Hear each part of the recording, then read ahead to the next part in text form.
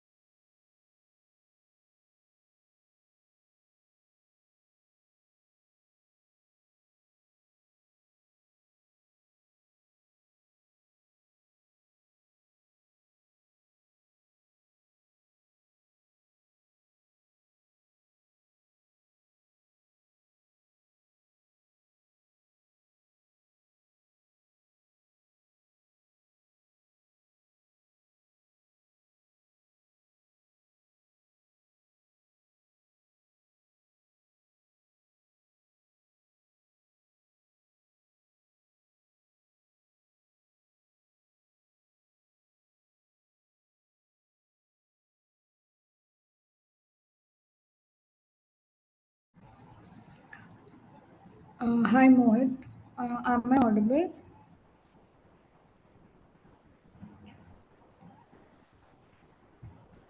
Hello.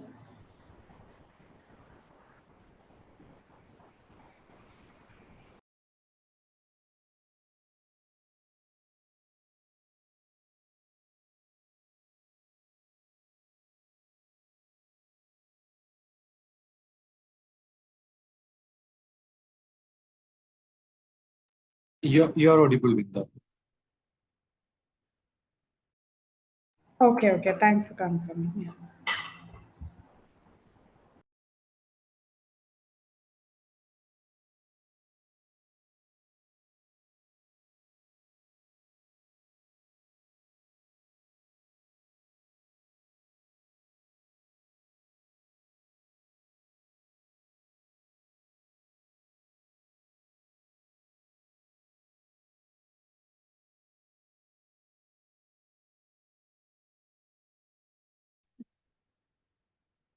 And discovering information.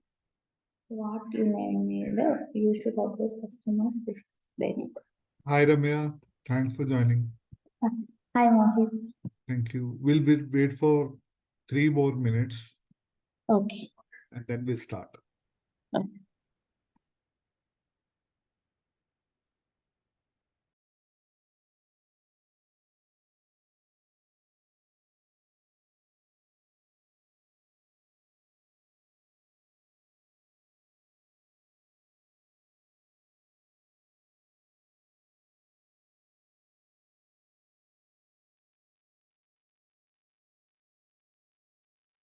Hi, Jana. Thanks for joining. Hi, Mohit. Good afternoon. Good afternoon.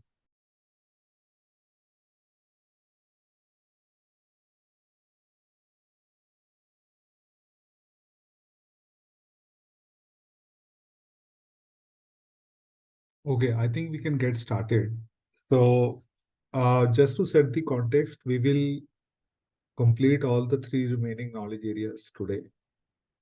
And the reason being is tomorrow we will have the quiz. So, we have already covered 50% of the syllabus. Remaining 50% we will complete today. Okay. Also, some of you have already completed the assignment. This is really nice.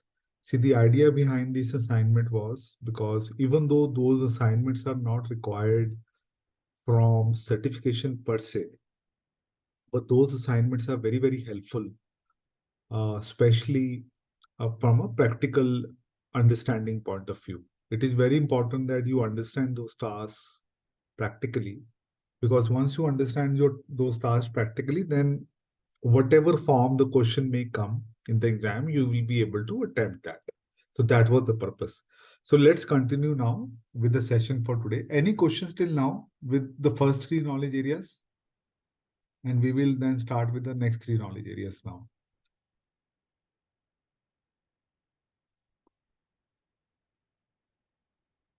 Okay, I'll take it as no. So let me share my screen and then we get started.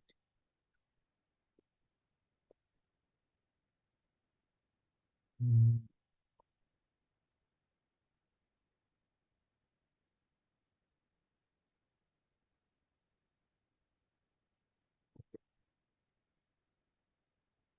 I am just sharing my screen.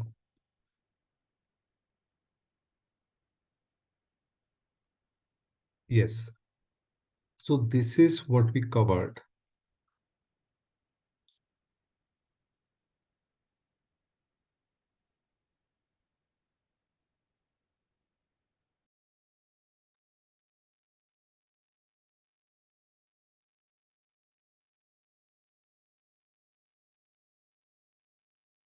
Yes.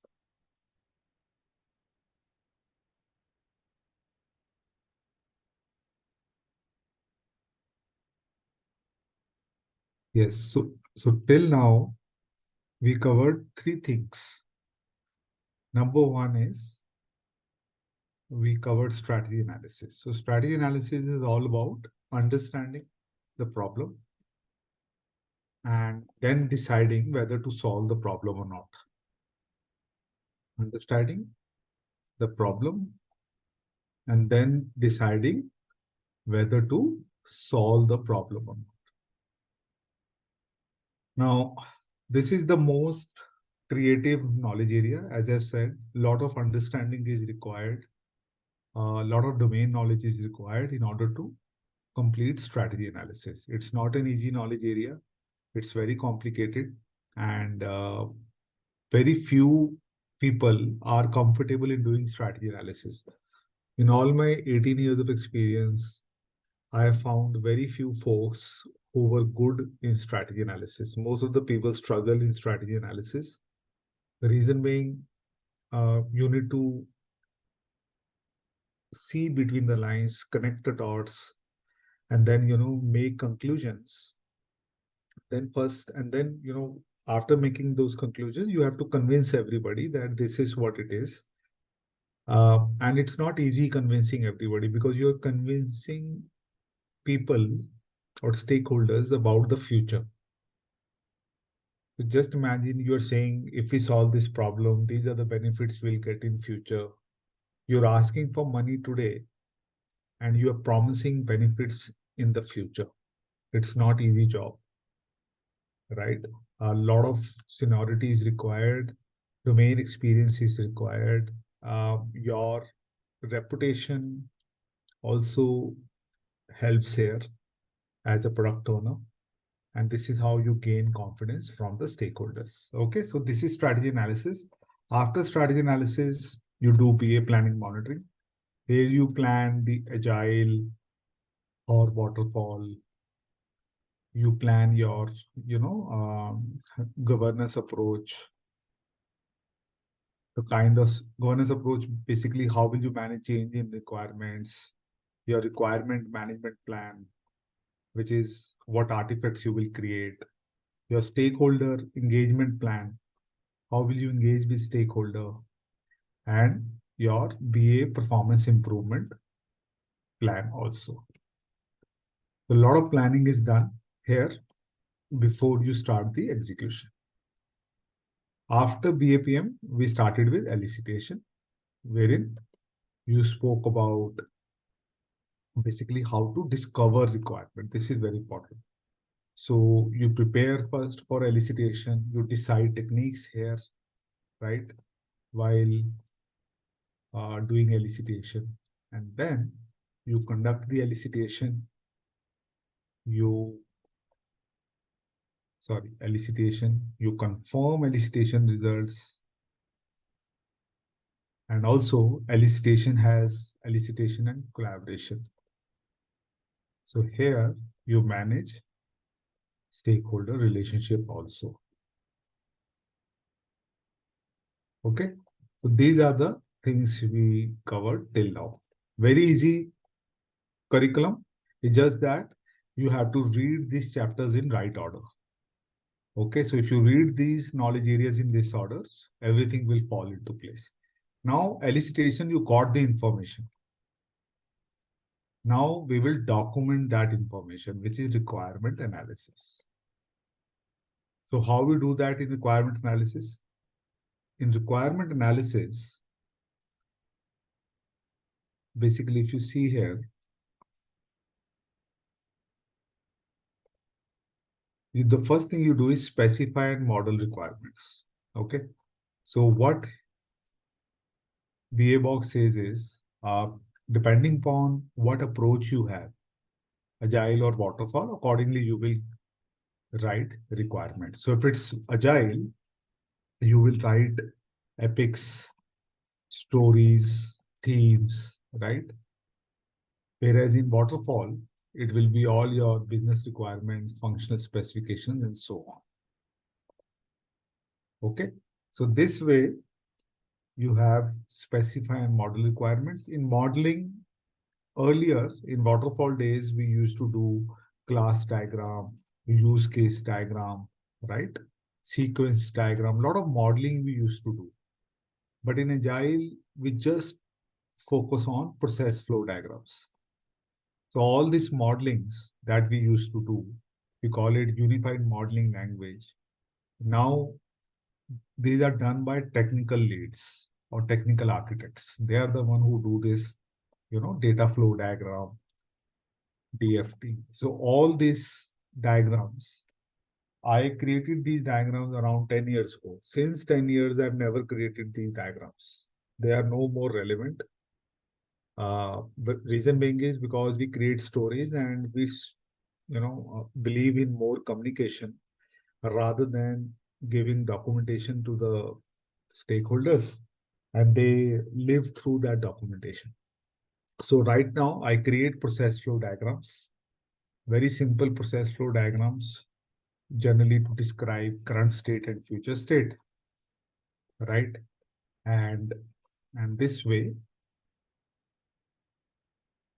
I am able to complete my requirement. So in requirement analysis, you actually start documenting everything. Okay, so this is documentation of information. So right now, everybody is going through agile because that's a new way of working. So we always write it in form of epic stories and themes. Uh, BRD, I always write BRD, irrespective of agile or waterfall.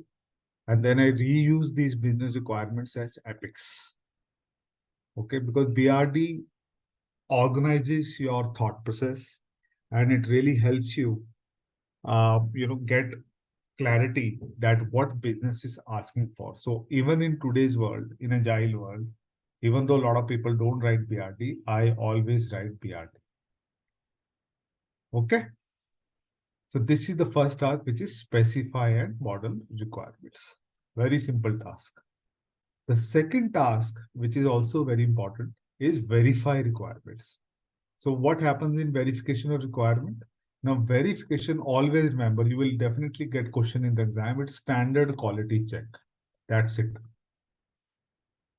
Okay. So this can be done by your peers. So whenever you write requirements, somebody will do standard quality check. And what quality check? They will say that your requirements should be small. Do not write big requirements, right? Some people write requirements, one requirement in pages. Nobody likes to read lengthy text. So always break down your requirements, or every requirement is small enough. They should be complete. When we say complete, all details required in that requirement should be there, like validation messages. So let's say if you are writing a requirement for username as a field or a password as a field, whatever validation messages will come. Let's say somebody wrote wrong password. So the message has to come, right? The password is wrong. So whatever message needs to appear on the screen, you should mention that clearly in your requirement. So requirement should be complete so that developers can build your requirement.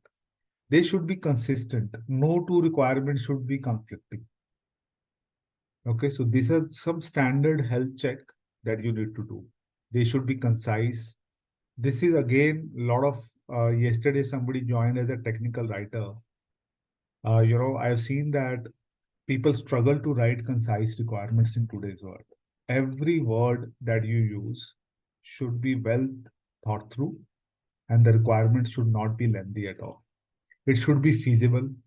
Feasible means, let's say you say that your login, as soon as user clicks on submit button, the home page should be shown to the customer in milliseconds. Now you can write millisecond, nanosecond, but it should be technically feasible, right? Not every architecture can mirror what Google has achieved. Google is phenomenal. Today, you type in a keyword, click on search, within 1 second, you have all the search result. That requires a lot of technical architecture to be mature. So as a BA, you should understand whatever you're asking for, your technology should be able to provide that. Unambiguous. Unambiguous means, let's say you say login should be very fast. It doesn't make any sense. You have to clearly tell what is the definition of fast. So for example, you will say it should not take more than 2 seconds, right? So the requirement should not be ambiguous. The requirement should be testable. Always define acceptance criteria, right? So when you write a requirement, just mention that all the validation messages, all the happy path, unhappy path, mention clearly that, so that the quality assurance guy, they look at your requirement and they are able to test your requirement also. Always prioritize your requirements. This is very, very important, right? As a BA, you mention all possible requirements, but then you need to define priority. And then your requirement should be understandable. Understandable means always use commonly understood terminology. If you're using abbreviations or something new word, make sure you define that word as well. Okay, in a lot of organizations, we use abbreviation, and then it becomes a challenge for certain people to understand what you're trying to convey. So verifying requirements is a very, very standard quality check. Okay, it has become very important because as you write requirements, you need to understand you are not writing requirements for yourself. You are writing requirements for the stakeholders. So you need to have that empathy while writing requirements. and you have to give due amount of effort to make sure your requirements are well understood by the stakeholders. Any question on verifying requirements, please?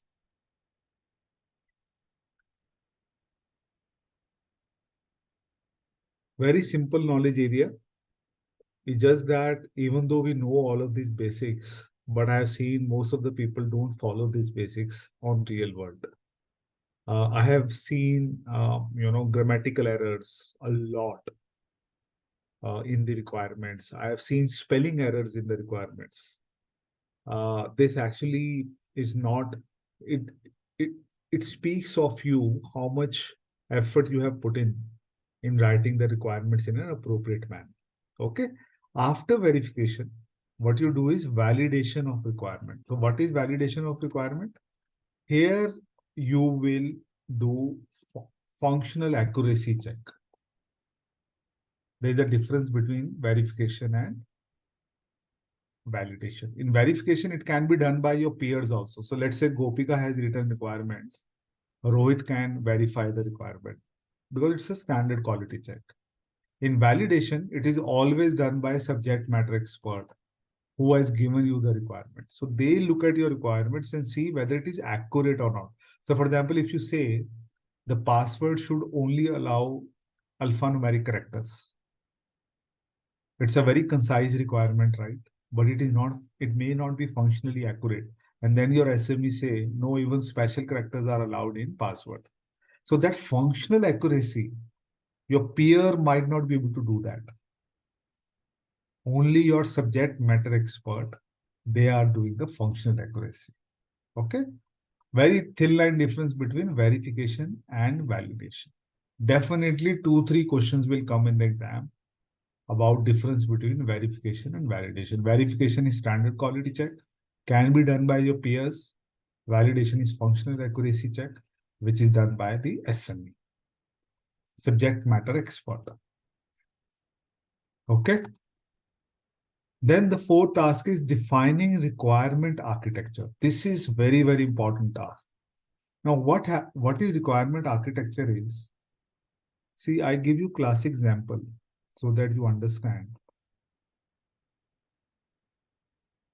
So if you see, this is, you create stories for, let's say you, all of you have a internet banking. In internet banking, you can make payment. So how you make payment? You first log in, then you select from account, then you select to account, which is paying account. You define payment instructions and click on submit button. And finally, you get a success page. Now in requirement architecture, what you do is you create a process flow diagram like this. And then every step in this process flow diagram is mapped to the stories that you have written. Now, the good thing about this is you see the stories S11, S12. The good thing about this is when you create this kind of architecture, you define relationship between requirements. Now you know S12 will be relevant only after S11. Similarly, S13 will be relevant after S12.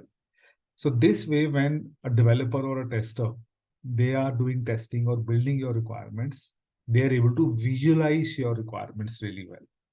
So functional relationship is defined by requirement architecture. Very, very important. Okay. So requirement architecture is nothing but your process flow diagram with mapping to the requirements. A lot of BA does not do that. I always create requirement architecture. It helps me ensuring that I have covered all the requirements. So when I create a process flow diagram like this, right? So what happens is, and then I map stories. Sometimes I realized I have not written stories for this step, let's say. Then I immediately write stories for that step and mention the story numbers in the process flow diagram. Okay. So it also, as a BA, especially when I'm working on a big problem. So for example, all of you are, the case study is building a travel app. You created the requirements. You also created the stakeholder matrix.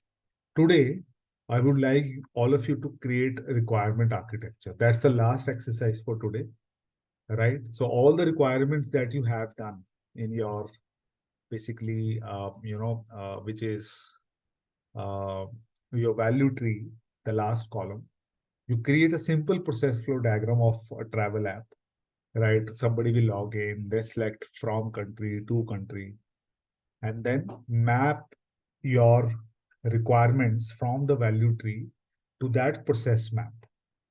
Okay. So this is the third and the last exercise that all of you will do today. Will you be able to do that, all of you, please? Requirement architecture. Yeah. Perfect. Yes. Thank you. Okay. After requirement architecture,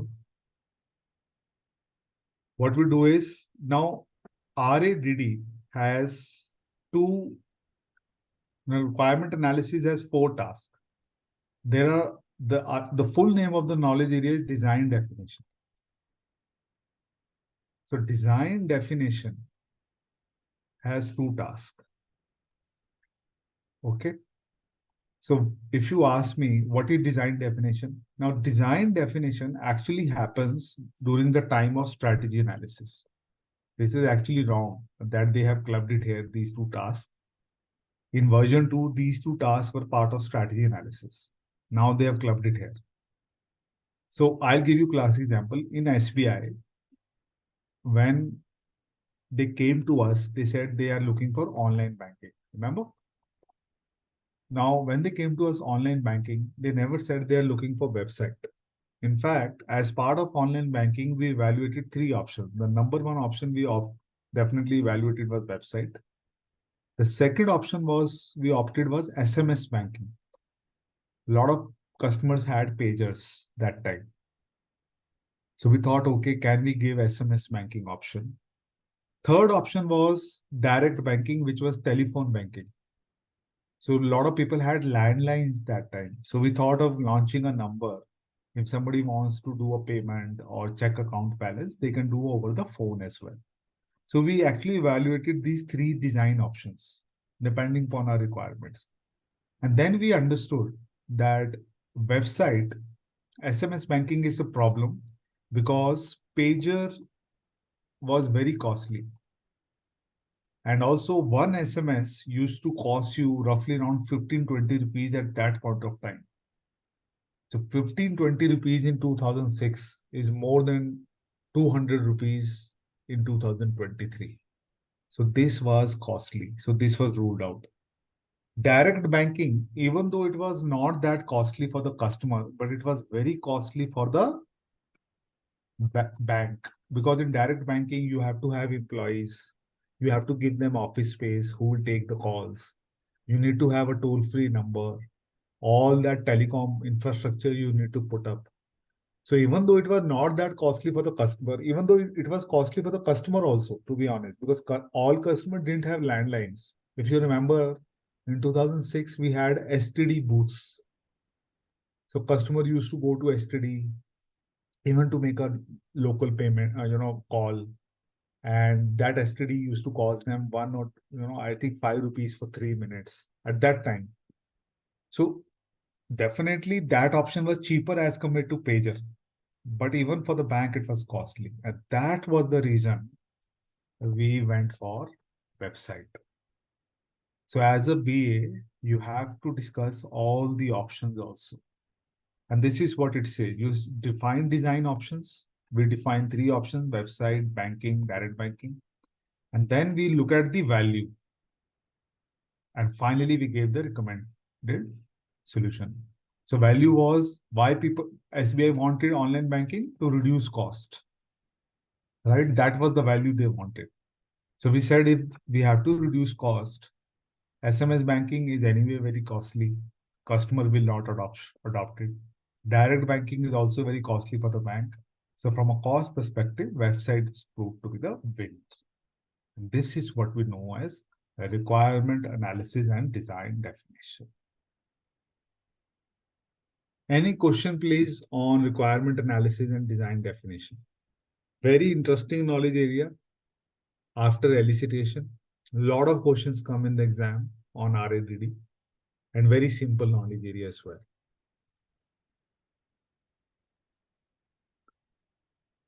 Can we have the quiz now? Yes. Requirement analysis and design definition. Yes. Let's see how many of you get 50% correct, at least. Okay, let's have the quiz.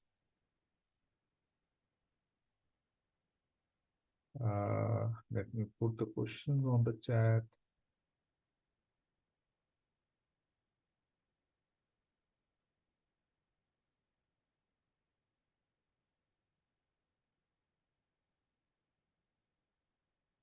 I'll give you 15 minutes, right? And you can try this quiz. Give me all the answers in one go. So 15 minutes. So right now it is 2:10. We will look at your answers at 2:25 in next 15 minutes. Hi, good afternoon. Can Hi. I ask a question? Yeah. Mohit, can we access these recordings again? Yes, yes. The Oh, recordings, all recordings will be shared with everybody. Don't oh, worry, actually. okay. Thank you. Thank you.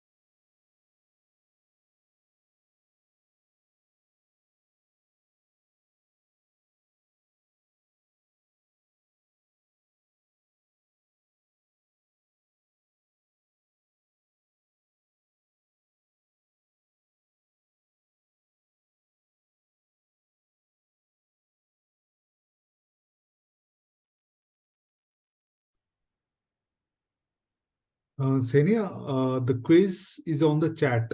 You just need to type in the answers on the chat, like others. Is true and false. Thank you. Thank you. Sorry, I just read the email probably from Lakshmi that I will receive an email right now. No, Sorry, it's that was okay. at the same time. That's why confusing. Thank you, Mohit. No worries, no worries. You can just answer this quiz Will do. in the chat Will do. itself. Okay. Will do. Yeah.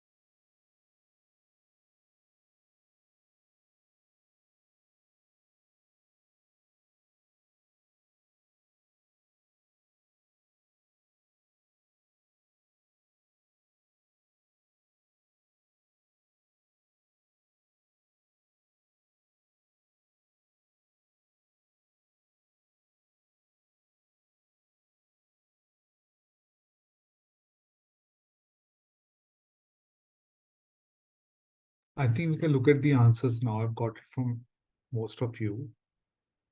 Uh, so, so Senia, there were 6 questions. I hope you were able to see all the 6 questions. So let's look at the questions and answers now. So the first question is, during verification of requirements, it is ensured that all specified and model requirements lie within solution scope. So this is false. See, verification has nothing to do to check, whether your requirements are accurate or not, right? So verification is only about your standard quality check.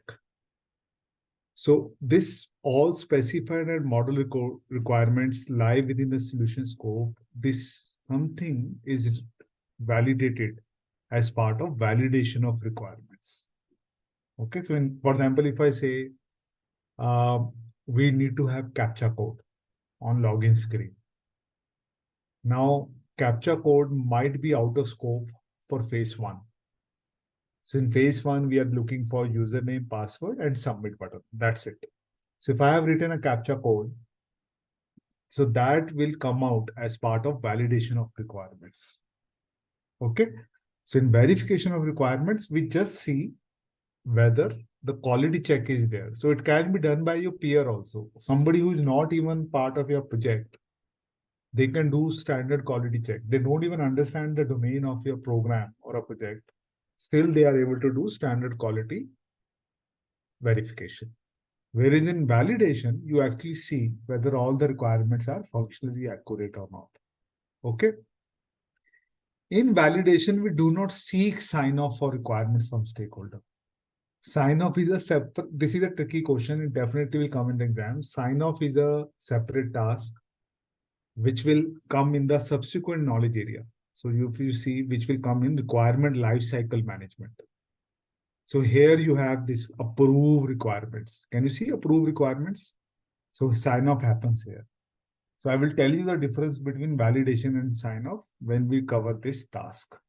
Okay. So this is false. While defining design option, you consider requirement architecture which helps to understand how requirements relate to each other, which is true. Okay, so this requirement architecture, which you will create now for your project, it also helps you in designing for your solution as well, which is absolutely true. Okay. Requirement architecture demonstrate traceability between different type of requirement. This is false. Traceability between different type of requirement is a separate task, which I will cover in the subsequent knowledge area called trace requirement. Okay, so that's a different task altogether. It has nothing to do with requirement. Requirement architecture speaks about same type of requirement, like business requirements or functional specifications. That's it. But you actually map functional specifications to business requirements also. So that is traceability. Okay, so that is a different type of requirement, matrix. But in requirement architecture, you only deal with same type of requirement, which is more likely your business requirements. Okay. So this is false. So only one question is true, which is question number 3. Validation of requirements cannot be initiated before verifying requirements. That's one question. And the second question is cannot be completed till requirements are verified. So the 5th question is also false.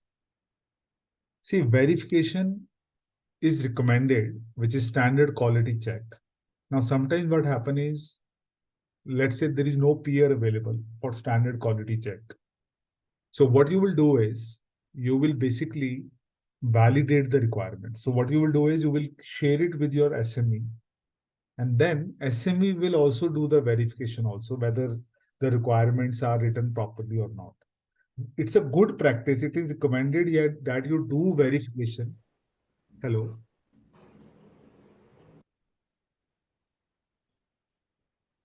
Yeah. So somebody has joined, I guess. Okay. So verification is always recommended, right, before validation. But in most of the organizations, we don't even do standard quality check.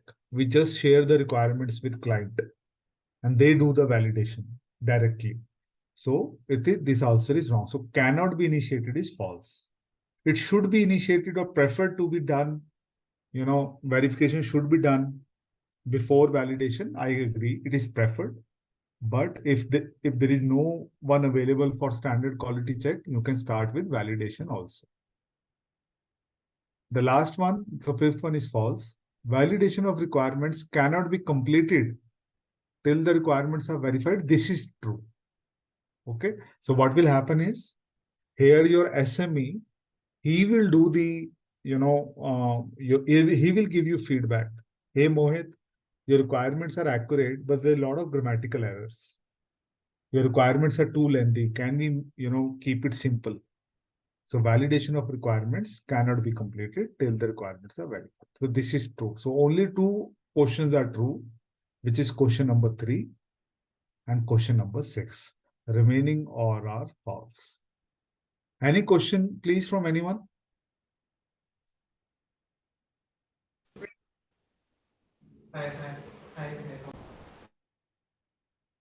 Hello? Somebody was saying something.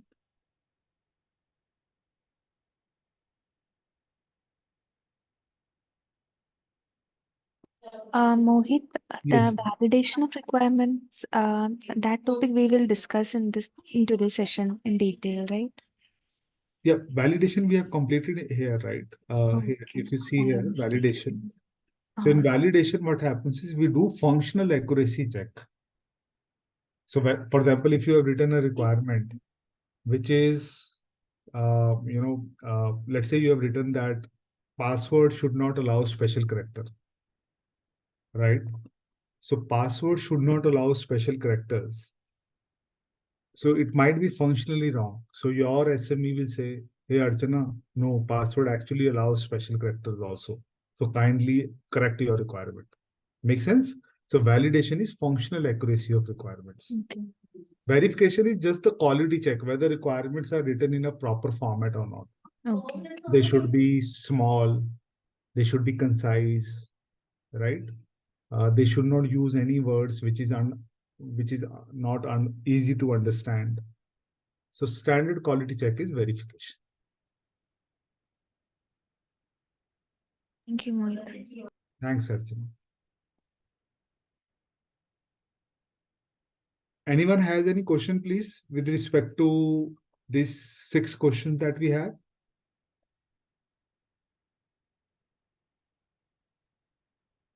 No worries, Sanya. As I said, you just joined today.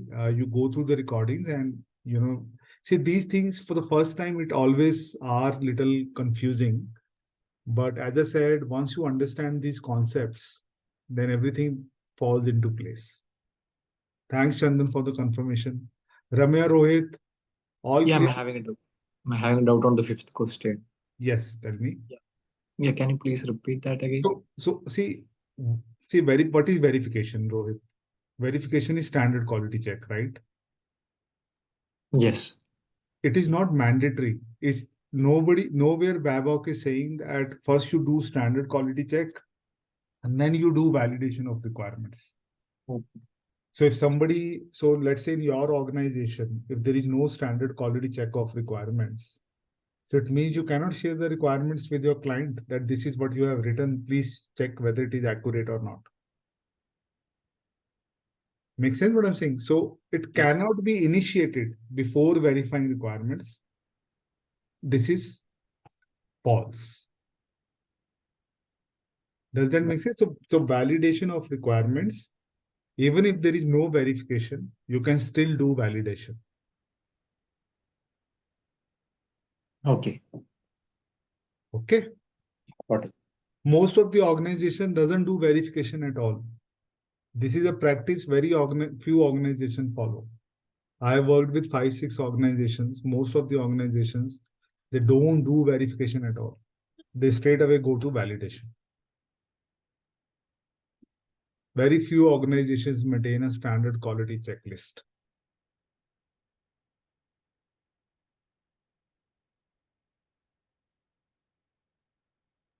Okay? Yeah, clear. Thank you, Rohit. Anyone else, please?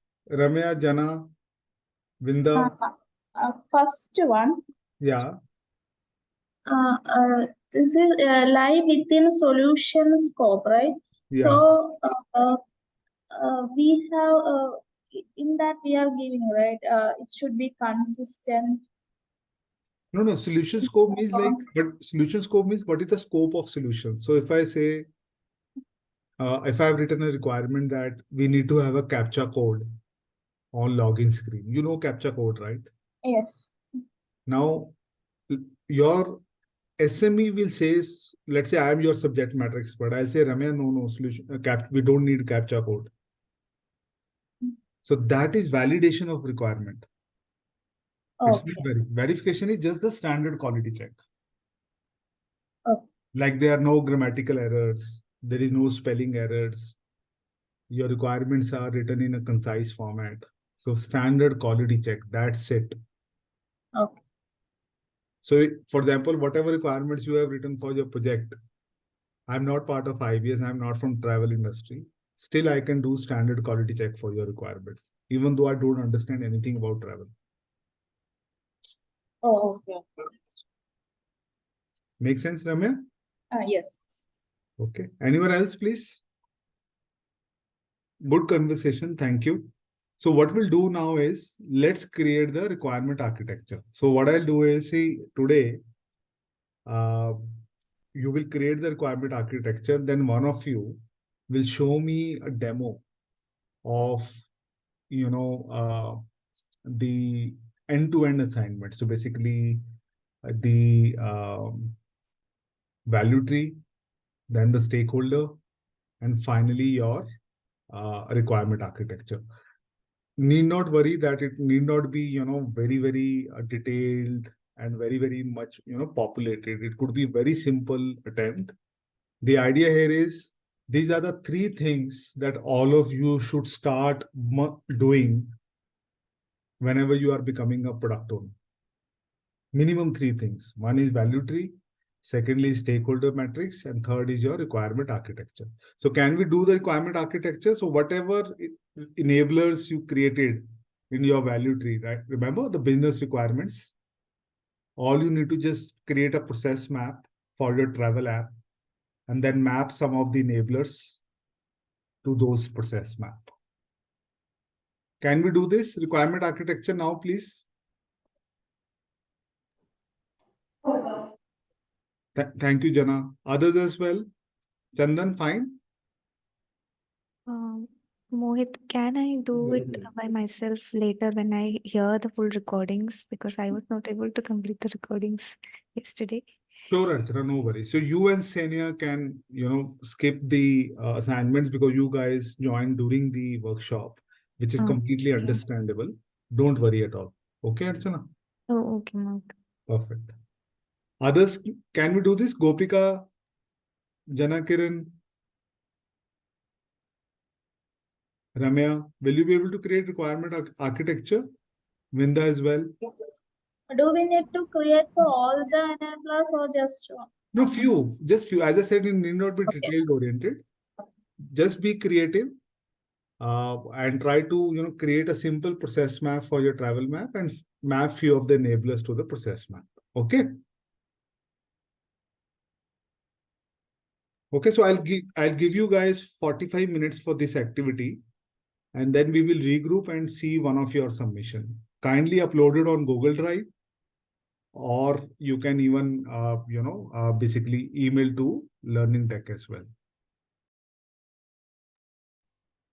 So let me do that.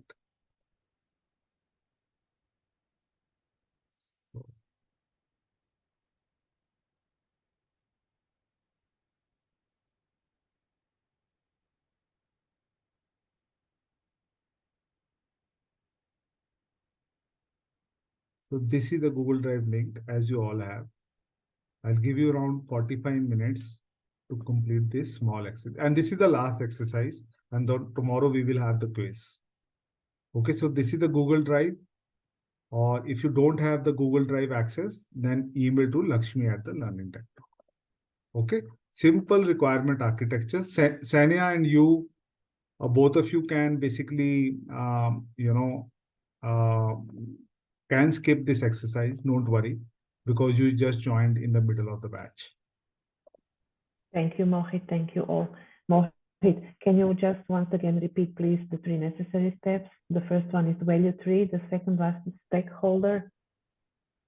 Sorry, the first one is value tree. The second one is Yes. stakeholder matrix. And the third Matrix. one is requirement architecture. Thank you very much. Thank Mohit. you. Thank you. Okay, guys. So right now it is around 2:40. We will regroup at 3:30 to look at your, submissions. I think that will be more than enough time to complete this requirement architecture. 3:30 p.m. sharp.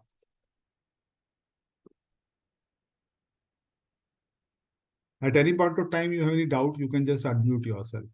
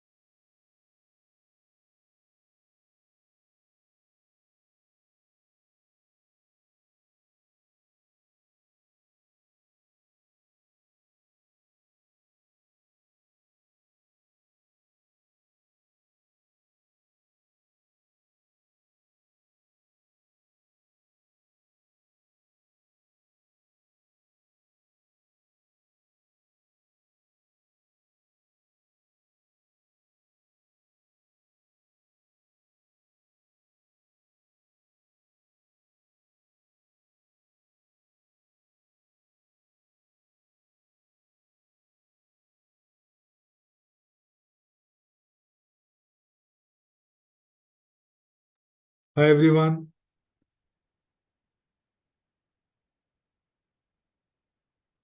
Sure, Vinda, thanks for the confirmation. Vinda will be joining after a few minutes. Rohit, Gopika, were you able to complete the assignment?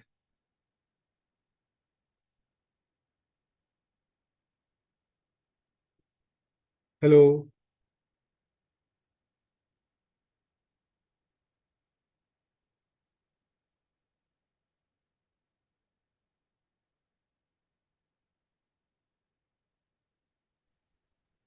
Hi, Mohit. This is Ksenia at least. Yeah, Sanya, no worries. I can Yeah. understand you. We will, quickly look at the submissions. I could see the submissions from Ramya. She has actually done it. Just hold on. I'm looking into this.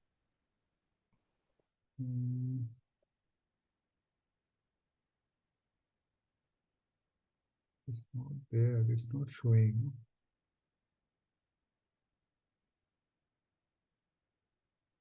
Why it is not showing? Just hold on.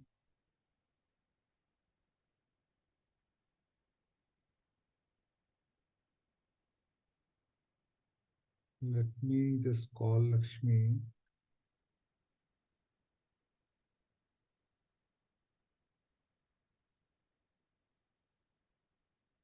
Okay, it's there.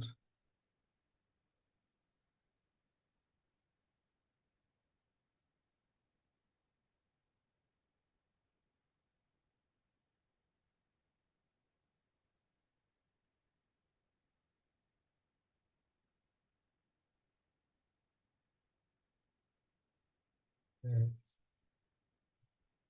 I got the submissions. Yes, Vinda has given, as well as Ramya has also given. Perfect. So this is good. India will be joining 3:45, which is fine. Folks, I think the Google Drive link has got changed. I could see where we are uploading everything. It's in the November. So this is the link we have to follow to upload everything.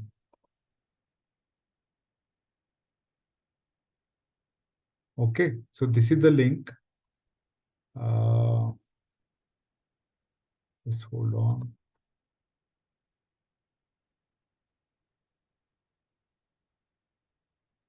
Yes. Okay, so I have given the new Google Drive link. I have got it from Ramya and Vinda. Anybody can contact Ramya. Vinda, I have seen she will be joining little late. She has a meeting. It is blocked. Yes, Senia, it is blocked. You have to try to access it from your personal network. In office, it will not allow. So if you do it on your mobile, you will be able to access it. Okay. So Ramya has joined. Okay, so let's look at let me ask Ramya to give an overview. Let me see if she's able to join.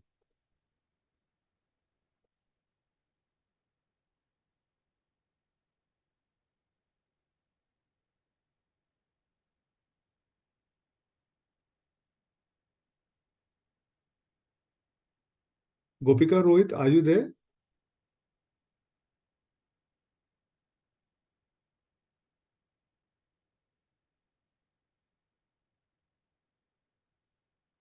Hi, Ramya. Are you there?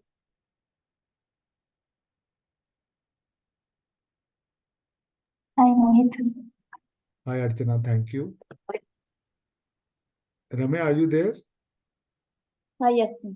Perfect. So, Ramya, can you share your screen and show us the 3 submissions, please? I've seen all your submissions. If you can just give a quick overview, and then we take a break just for everybody's reference. Is it possible for you, Ramya? Yes. Sure. Please share your screen and show me your submissions. Quick walkthrough, starting with value tree, then stakeholder, and then requirement architecture.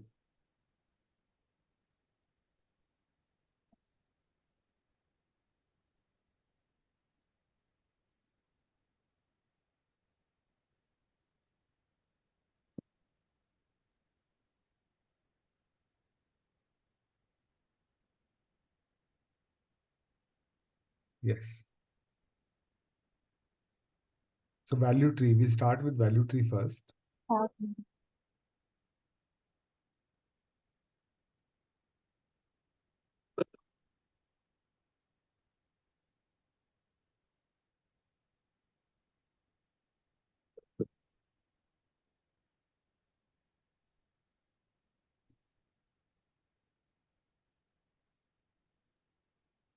Perfect.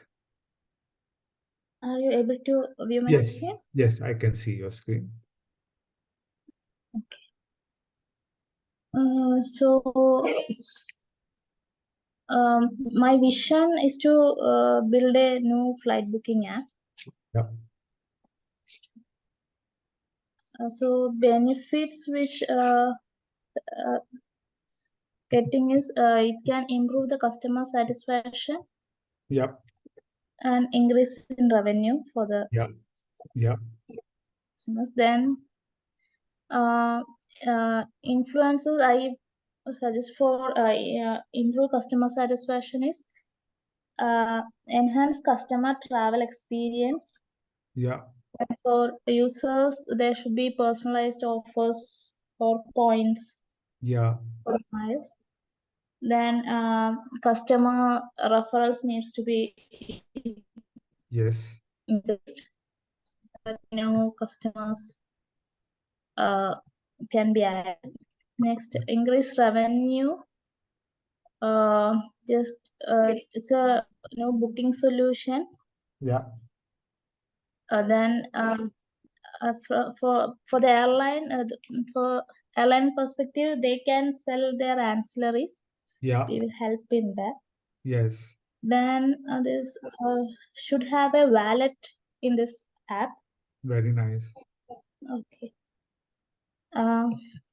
Then okay, this under this travel experience, customer travel, how we can do is one thing as usual. Anyways, we should secure the login.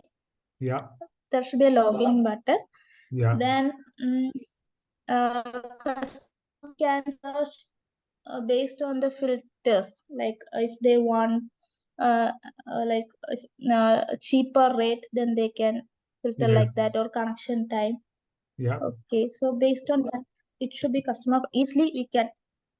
And then easy cancellation and refund policy Yeah. have added.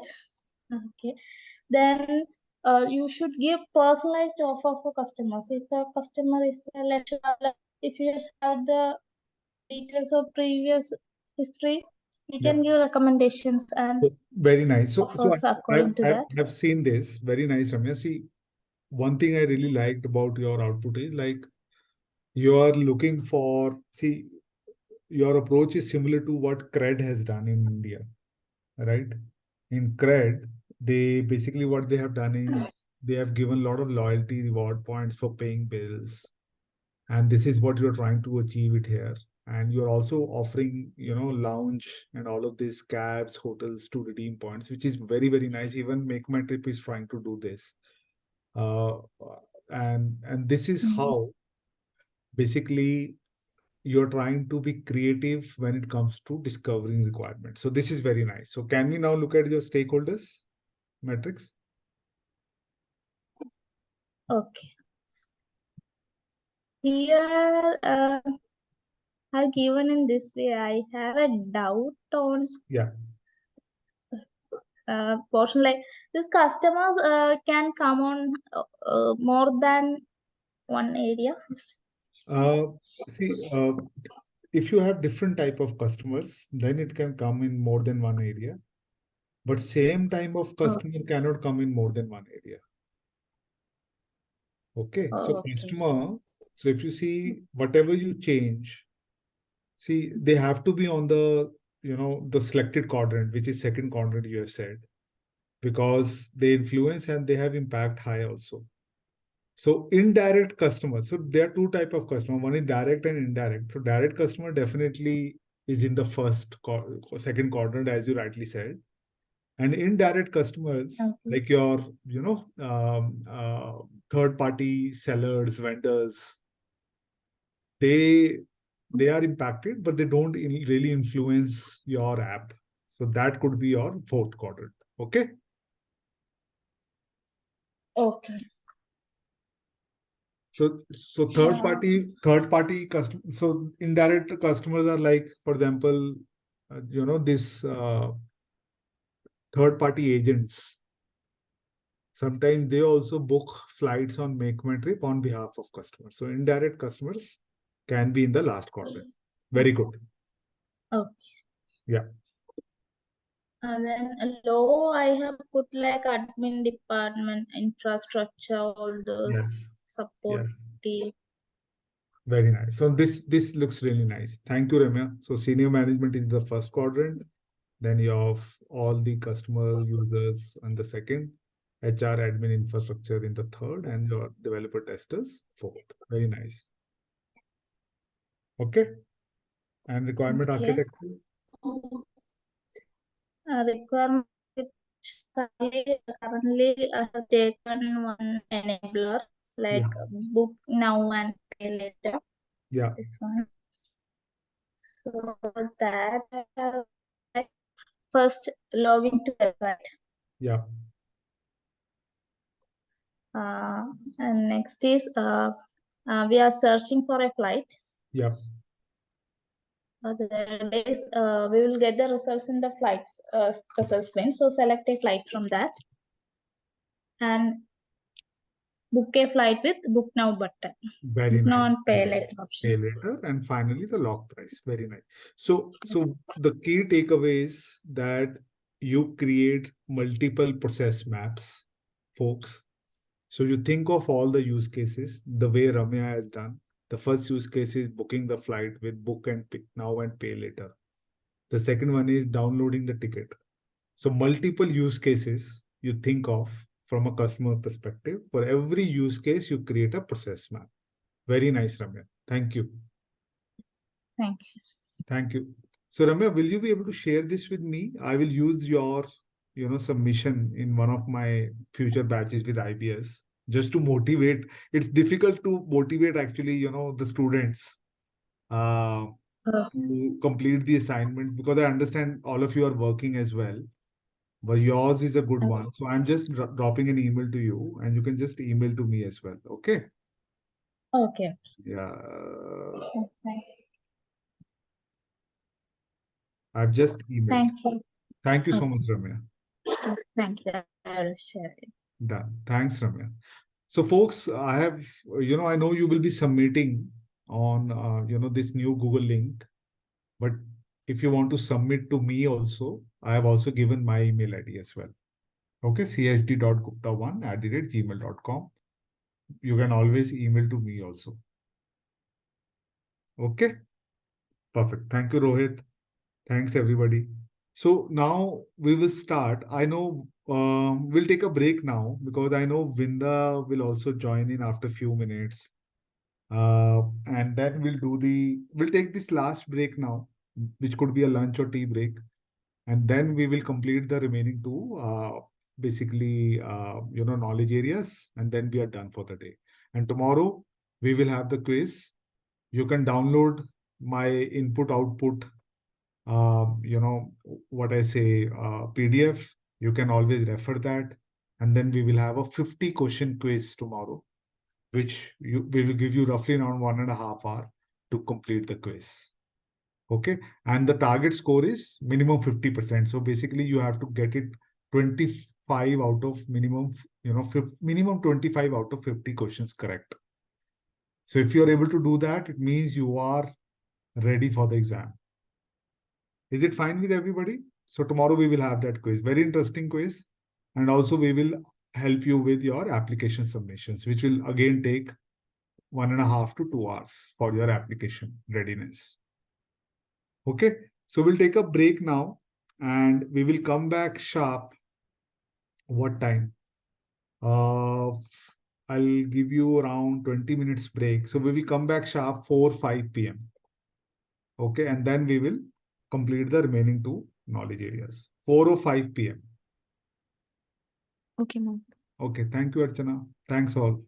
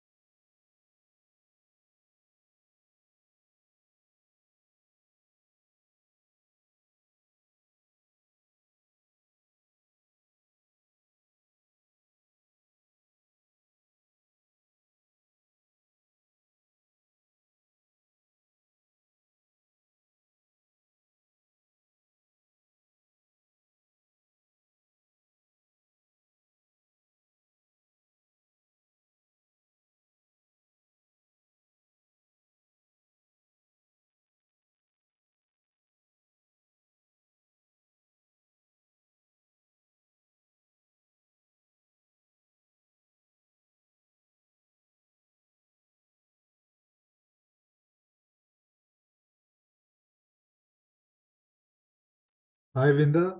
I have seen your submissions. Thank you so much for submitting it. And we have given a quick lunch or tea break for everybody. We will regroup at 4 or 5 p.m. Okay. Okay, okay. Thanks. Yeah.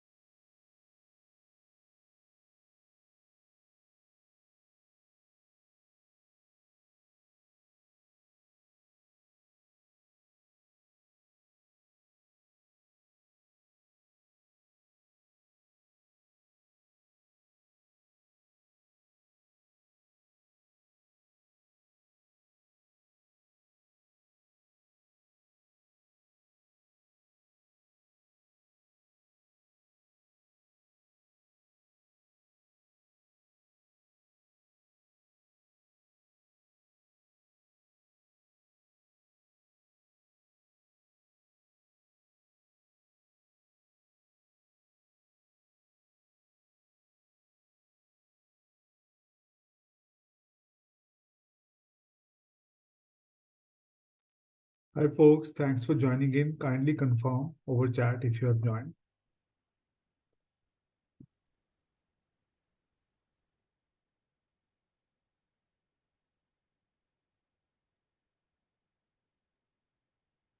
Folks, please confirm over chat if you have joined and if you can hear me. Just for Thanks, me. Anya. Thanks, Nanda. I'm here, Mohit. Back. Perfect. We'll get started in 2 minutes. I'm just opening up my file.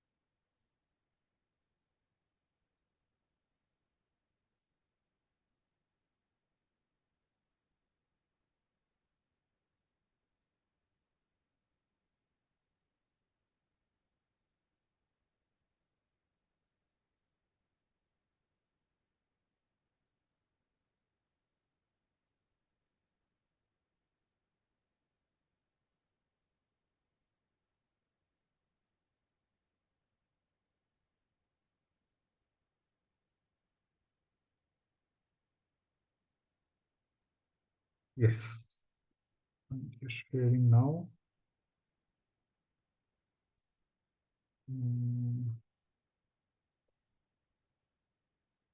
Yeah. So till now we have covered basically, 4 knowledge areas. Now we will cover remaining 2. And then we will have the combined quiz. In the end, whosoever is yet to complete their submissions, they can stay, they can work on the submissions and upload the submissions in the Google Drive, or they can email me as well. Okay. So listen to me carefully. The last 2 knowledge areas, till now what we discussed, strategy analysis, as I said, you understand the problem, right? And you decide whether to solve the problem or not. After strategy analysis, we did BA planning and monitoring, where you do all the planning from a BA perspective, BA planning only. Very, very important. Okay. Then you did elicitation. You gathered the requirements or discovered the requirements, right? And then you documented the requirements in requirement analysis. Now, what you do after you have created the document, you do another knowledge area called requirement lifecycle management. So what you do in requirement lifecycle management? In requirement lifecycle management, the first thing you do is prioritizing requirement. This is very, very important. Please listen carefully. At least 3 or 4 questions will come in the exam. So in prioritizing requirement, generally people prioritize saying that high, medium, low. That is not a good way of prioritizing requirement. Always use Moscow. So what is Moscow? Must have. Must have are mandatory requirements that have no alternative, with no alternative. So when we say mandatory requirement, and sorry for my spelling, but must have means like, say, for example, login. Now login is a mandatory requirement. If login is not working, you cannot go live. So it's a must have requirement with no alternative. Example, login. Okay. Then we have should have. Now should have is also mandatory requirement, but we have alternative. So for example, you have a banking website. You are launching a banking website with payments, loans, and accounts. Now, one of the feature in payments, which is, let's say, NFT transfer, which is one of the transfer form in India, it is not working. So just because one payment option is not working, you will not delay the go live. You will have just a message on that page that, sorry, this payment option is down. If you want to make this payment option, kindly visit branch. So it's a mandatory requirement. We want to offer it to the customer, but for now there is an alternative. And once it is ready, we will push it. So must have and should have, there is only difference is that in must have, there is no alternative. So you cannot go live. Example, login functionality. In should have, it's also a mandatory requirement, but there is an alternative. Okay. Then we have C. C stands for could have. Could have are desirable requirements. Okay. So if you have time and money left after completing must have and should have requirements, then you can start building could have requirements, which are desirable requirements. Only if time and money left. Okay. And finally is won't have. Won't have are future requirements. Future requirements. So it means even if you have time and money left, you will not build it for now. Even if time and money, even if you have time and money. For example, CAPTCHA code. We said right now we don't require CAPTCHA code. In future, we might require if there is a lot of issue from scamming point of view, phishing point of view, we might require CAPTCHA code on login screen. But now we don't require. So even if you have time and money left, you will still not build this requirement. Understood Moscow analysis? Must have, should have, could have, and won't have. Any question on Moscow, please, before we proceed further? Any question on Moscow, please? Okay. And also, when you are prioritizing requirements, right, you look at some of these factors. So you look at what is the benefit from that requirement. If the benefit is high, you will prioritize that requirement as must have. You look at the penalty. Some of the requirements are regulatory in nature. If you do not comply to it, you will suffer penalty. So you consider this factor also. You even consider the cost of the requirement. If cost is too high, you may deprioritize that requirement. You look at the risky requirement as well. So generally high risky requirements, you do it later, and low risky you complete first. You look at dependencies. If a particular requirement is dependent on outside vendor, you may deprioritize it to later. You look at time sensitivity. For example, when we were launching website, we wanted Christmas offer on our website. So Christmas was about to come 2 weeks down the line or 2 months down the line. So it was very time sensitive. We have to offer Christmas, all the offers before Christmas. So time sensitivity, if anything which is very critical, very urgent, you will prioritize it higher. Stability. Stability means if your requirement is expected to change in future, you will deprioritize it. So when you are writing requirements, let's say the customer might change this requirement for this particular feature, you might deprioritize it to later. Okay.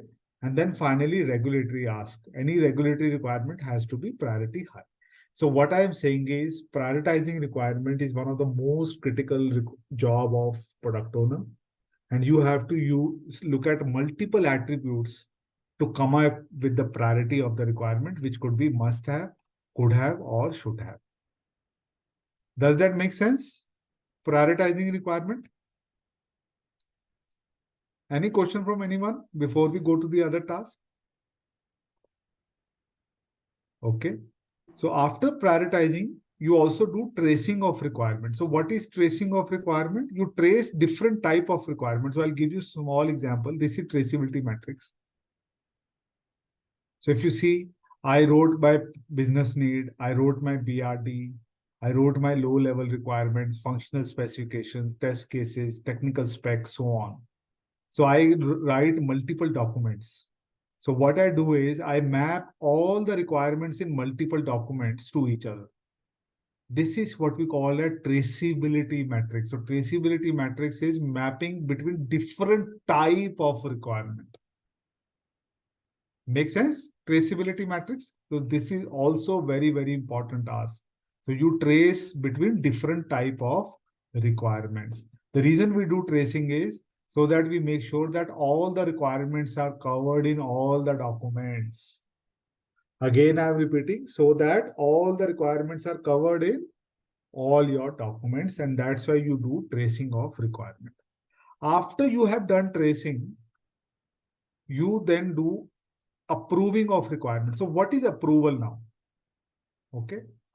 So tracing, we understand it is between different type of requirement. Different type of requirements. Then what is approval of requirement? In approval, see, you do two things. One is your all stakeholders. When I say all stakeholders, your developer, testers, your subject matter expert, they understood your requirements. Okay, that is what you do. And second thing is they agree to your requirements as well. That is what we call as approval. In validation, we do validation only with subject matter expert. In approval, you get approval or sign off from all stakeholders who are impacted by your requirements. And while you take sign off, you look into two factors. One is understood, and the second one is they agree to your requirement. So that is what we call as approval of requirements. Does that make sense? Difference between approval and validation? Anybody, please? Any question? Sign off was the same as approval. Yes, yes. Approval or sign off is same. Yes. Thank you. Okay. After approval, then even after approval, there can be changes in the requirement. It happens, right? So whenever there is a change, you are a BA who will assess the change in the requirement. Okay, you will not blindly approve all changes. Whenever somebody is asking for change, again, you will look at the benefit of the change, the cost required to implement the change, the impact on the timeline schedule, how urgent that change is, whether it is asked by regulator, what is the overall impact on stakeholders. So again, you will look at multiple factors to make a decision whether to approve or deny the change. See, as a BA, you will continuously be asked to change requirements. This is human nature. Now I am planning my vacation. I decided that these are the days I will go. These are the things I will visit. I'm continuously changing my ask. It's a human nature. If somebody will allow as a customer, I will continuously change my requirement. But as a BA, you need to be smart to manage customer also. If you continuously change requirement, you will never be able to go live.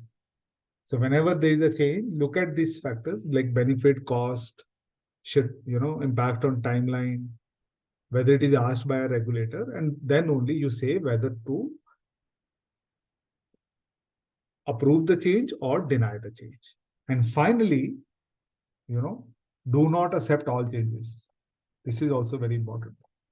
And finally, which is very, very important, is maintain requirements for reuse and update. So what is this maintain requirements for reuse and update? Basically, whenever your requirements are approved or signed off, upload them on SharePoint for future use.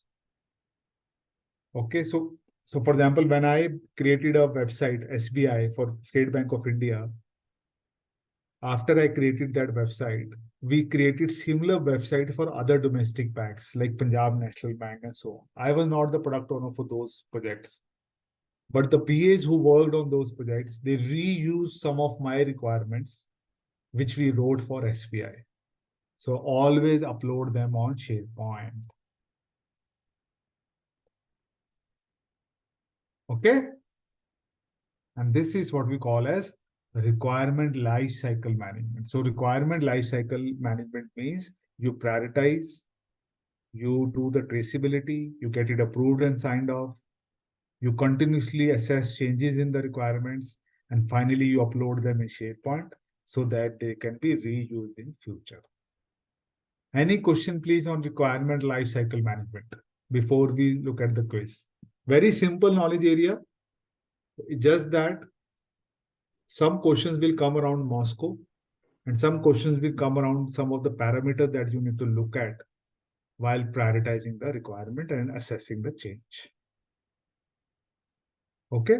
So, and this tracing requirement is between different type of requirement. Always remember. So for example, these test cases which you see, I wrote 10 test cases which validate this business requirement, which is BR01.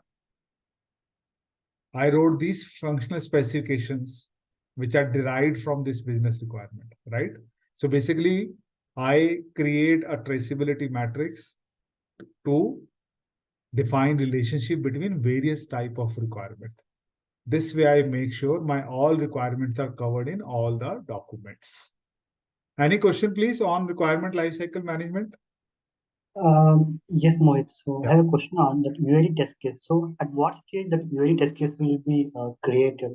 So at what time? So that means in Agile. So before the starting a project I or will tell you. Very good question. I will tell you in the last knowledge area, which is solution evaluation.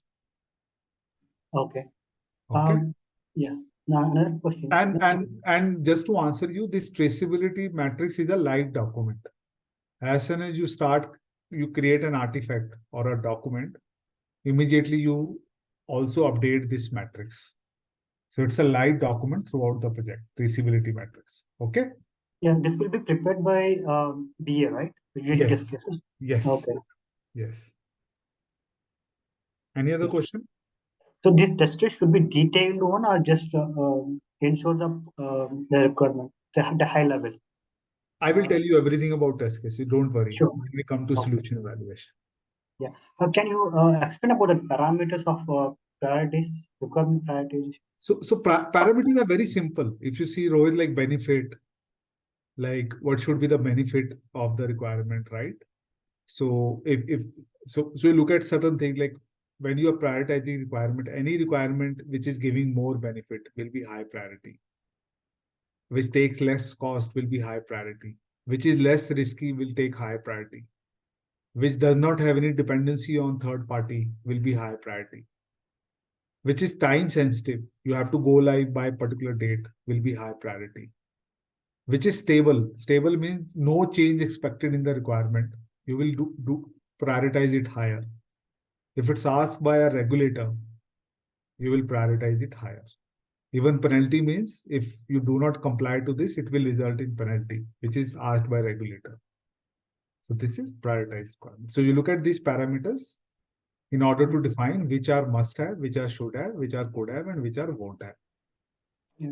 So in that case, stability and dependency are both are related or Stability and dependencies. dependency. Dependencies means you, for example, some requirement are you need, let's say, some you are dependent on third party vendor. Let's say one of your requirement will be built by TCS or Infosys, let's say. IBS has outsourced to TCS those requirements. So you will deprioritize them later because you have dependency on TCS. Stability means customer might change the requirement in future. So if customer says, hey Rohit, this is the requirement I'm giving to you, but 2 months down the line, I might change the requirement. Will you prioritize it now or you will prioritize to later? So if customer is expected to change the requirement, you will prioritize to later, right? So that whenever he has made up the mind, then only you will build Yes. the requirement. Okay? Yeah. Yeah. So if the dependency is there, then that should be prioritized high or less. Less. Okay. Because of, I think in my point of view, it should be prioritized high, right? Because I See, have to get the work done see, from the other team. so for So I get, example, no, I tell yeah. you, for example, right now I'm building a product. Some of the requirements we are building in-house, some of the requirements we are building, getting it built from TCS. So the in-house requirements we have already started building during analysis phase itself, because we have developers sitting next to us. The requirements which are built by TCS, we asked TCS when they are available. They said we will be available only January next year. Because right now everybody's on leave, December, right? People go on Christmas leave and all. So they said, Mohit, everybody will come starting January. So I have prioritized them to later on. Okay. Because so dependent, whenever there is a dependency on the other people, you pick those requirements first, which has zero dependency, which you can build yourself, right? So the requirements you can build in-house, you will immediately start building it.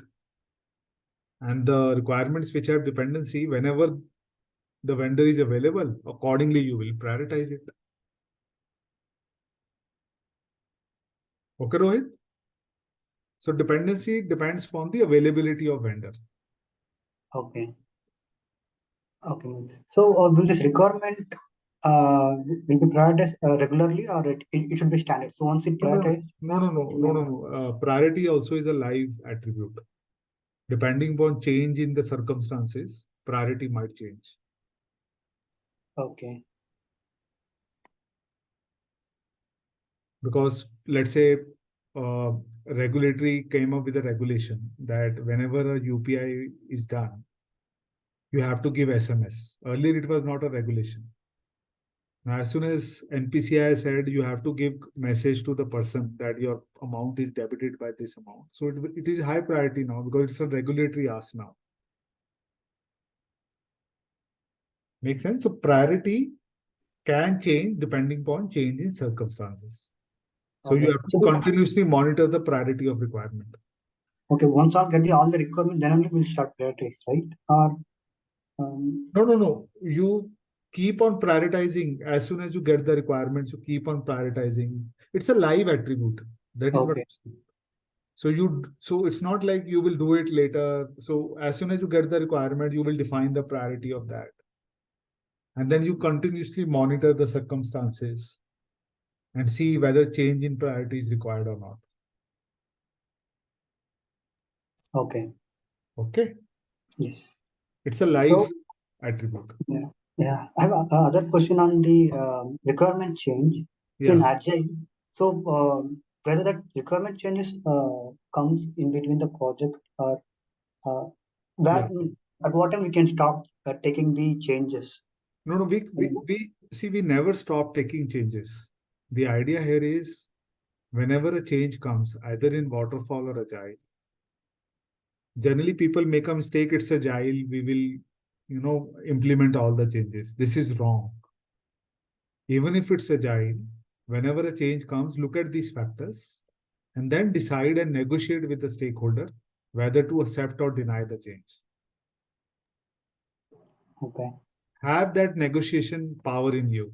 Generally, BAs, they don't negotiate changes with the stakeholders. Whatever stakeholders are asking, they blindly accept it.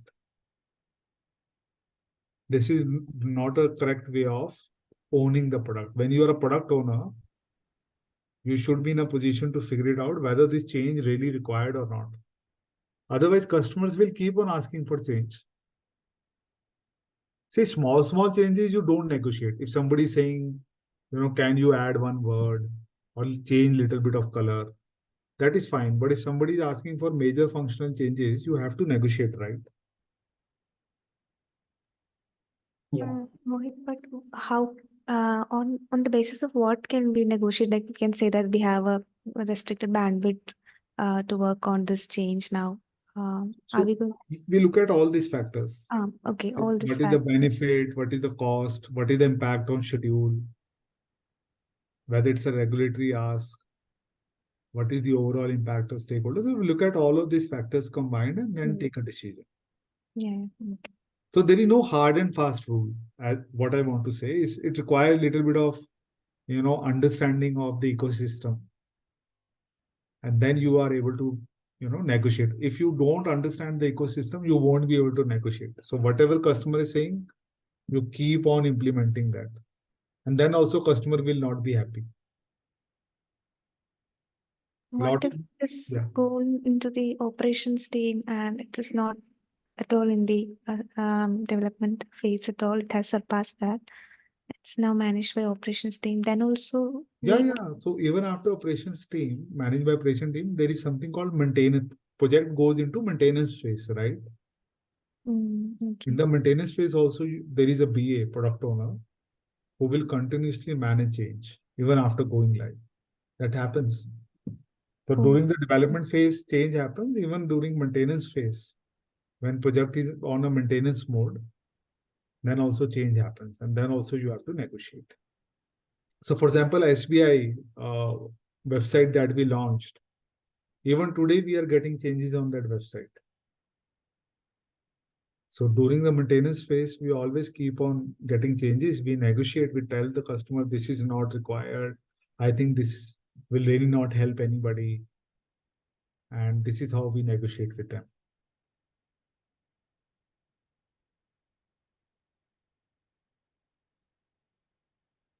Make sense? Thank you, Mohit. Perfect. So let's look at the quiz and let's see how many of you get at least 50% of the questions correct.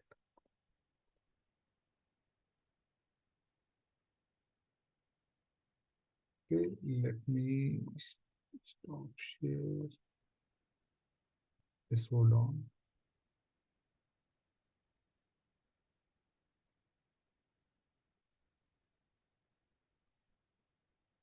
I have just copy pasted it. Please attempt the quiz. Read the questions appropriately. I'll give you 20 minutes, 15 minutes, I would say. And please paste all your answers in one go over chat. Okay. So right now it is 4:35. So basically by 4:50, we will look at your answers. 4:50 sharp.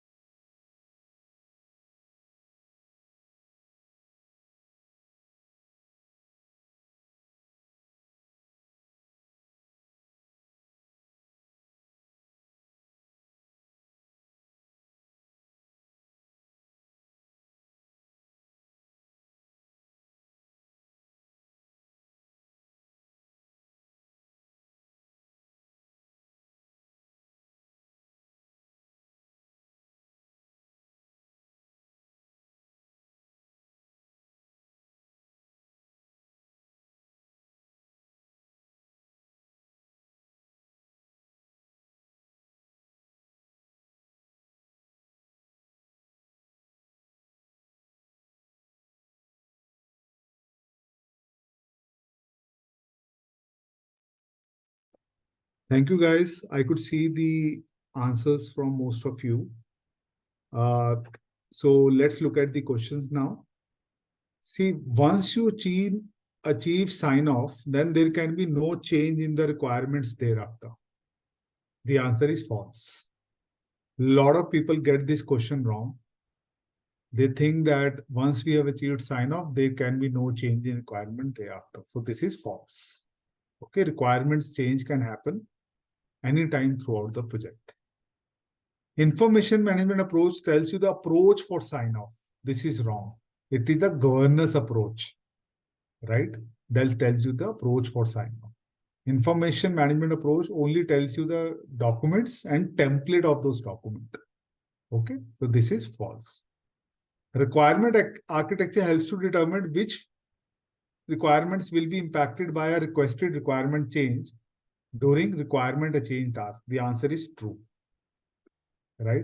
Because in requirement architecture, when you have this kind of architecture, let's say this requirement is changing, you will know, okay, what will be the impact on the preceding requirement and the next requirement. So definitely this is true. Governance approach defined template. This is false. The template is defined by information management approach. So this is also false. Okay. So only third question is true. You are working on a scenario where some of the requirements are frequently changing. What will be main basis of your requirement prioritization? Stability. Anything which is stable requirement, you will prioritize it first. In traceability matrix, relationship between requirement and test case is defined by what type of relationship? Validate. Okay, very simple, but little tricky quiz. Any question on the quiz, please? 6 questions. So last two, you had to choose one word. It was not true and false, right? So what will be the main basis of your requirement prioritization? Stability. And traceability matrix, relationship between test case and requirement is validate. Any question, please, on the this quiz? Everything is clear? Ramya, Rohit, Vindya, Sanya.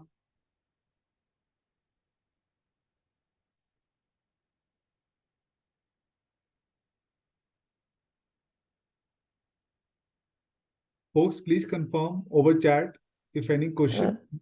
Mohit, maybe Yes. once again over number 4. 4. Okay. Template in relationship with the information. So actually, Sanya, the reason you are not able to answer this is because we covered it yesterday. Right. Okay. Thank you. Yeah, once you go through the recording. So basically, in BA planning and monitoring, you have 2 output. One is governance approach and second is information management approach. Thank you. So governance approach tells you approach for sign off. Information management approach tells you the documents and the template of the documents that you will create as part of this project. Okay, Sanya? Perfect. Thank you. Thank you. Anybody else, please, before we look at the last knowledge area for today?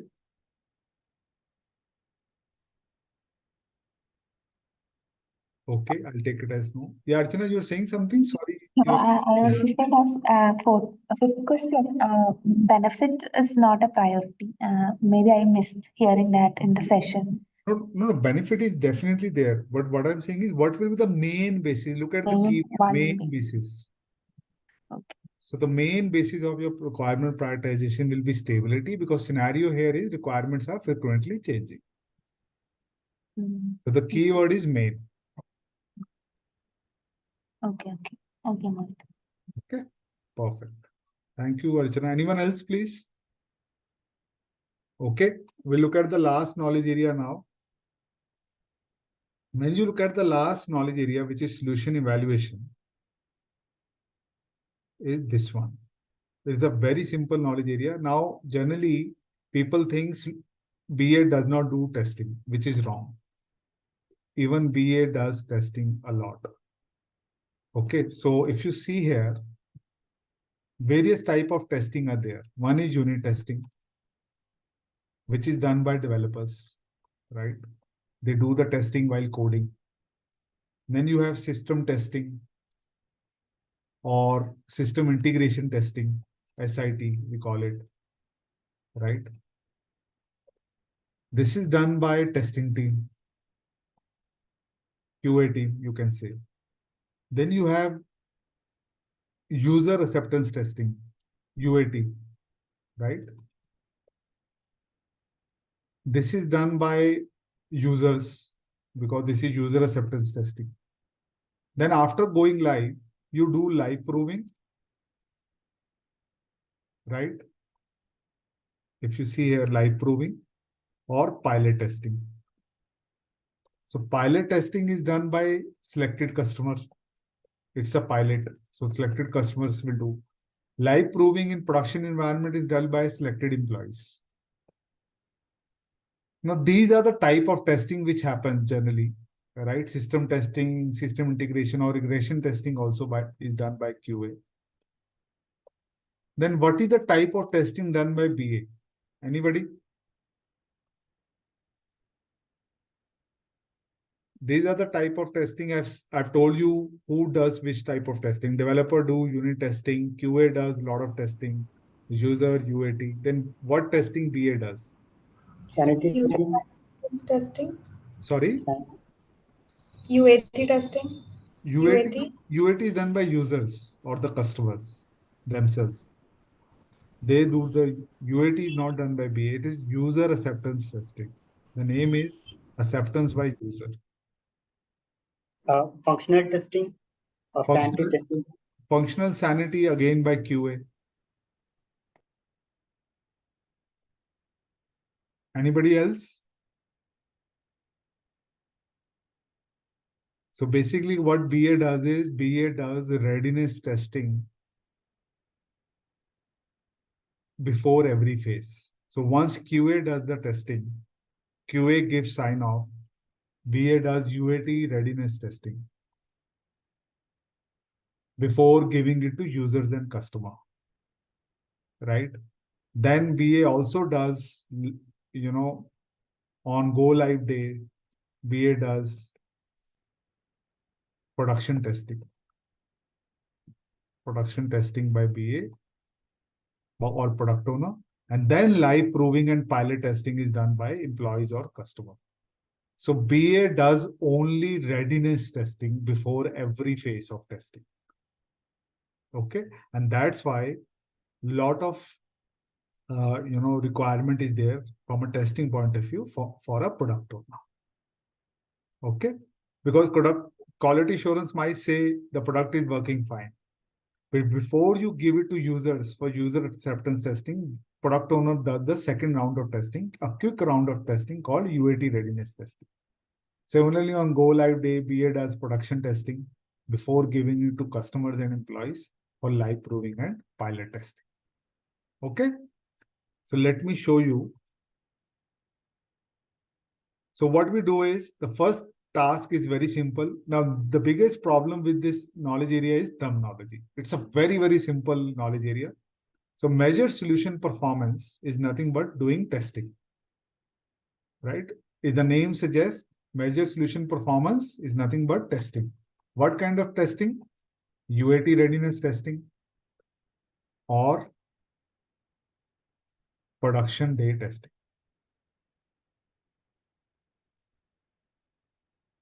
Production day testing. That is what BA does. The second task that BA does is, now when you measure the solution performance, you get defects, right? So BA does analyze defects. So performance measures is nothing but, see, terminology is something which we don't use in real world. That's the only challenge. Here, the BA will analyze defects. So all the defects that come, it's BA job to analyze defects to understand how critical are those defects, right? So in analysis the defects, BA does two things. One is BA categorize those defects in two categories. One is assess solution limitations. So basically what happens is certain defects are because of issues with the product that has been developed.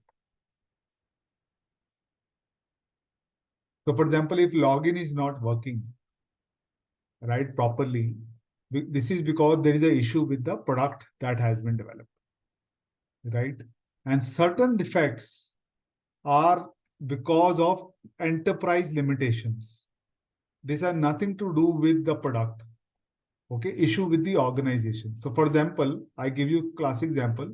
When we build the product, the users during UAT, they said that they are not able, the product is very complicated and they are not able to go from one, navigate through the product, right?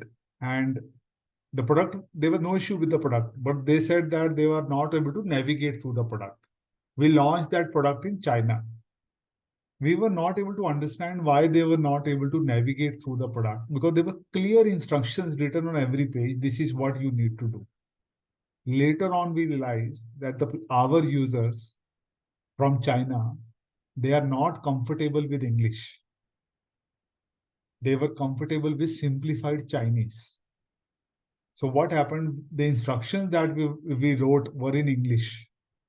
And that's why they were not able to understand those instructions and they were not doing proper actions, because of which they were not able to navigate through the product.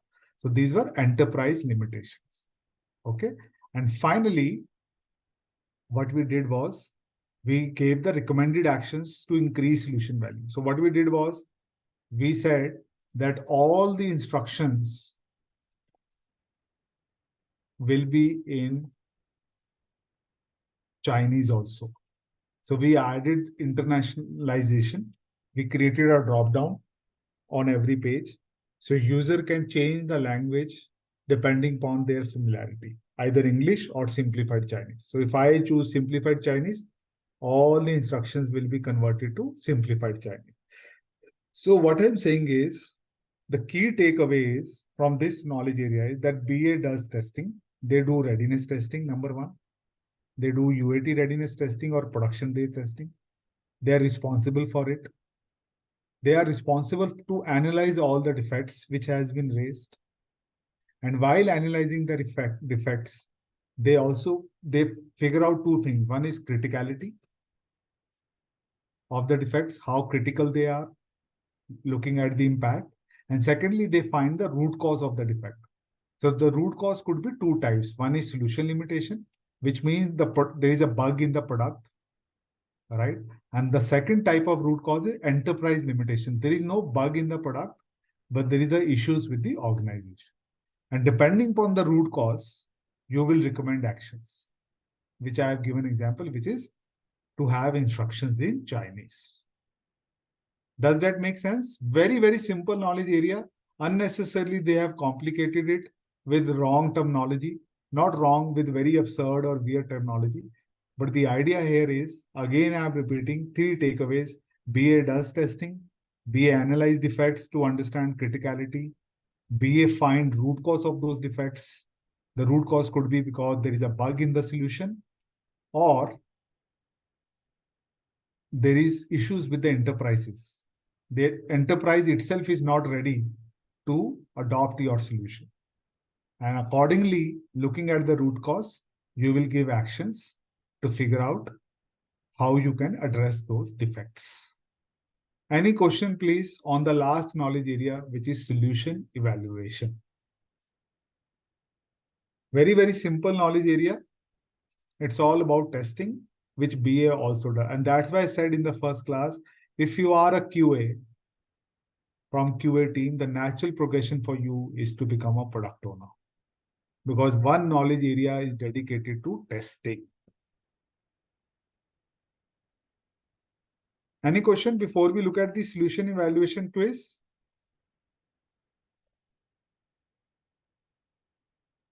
So this is true and false questions. Let me put it over the chat. I'll give you 15 minutes to answer this.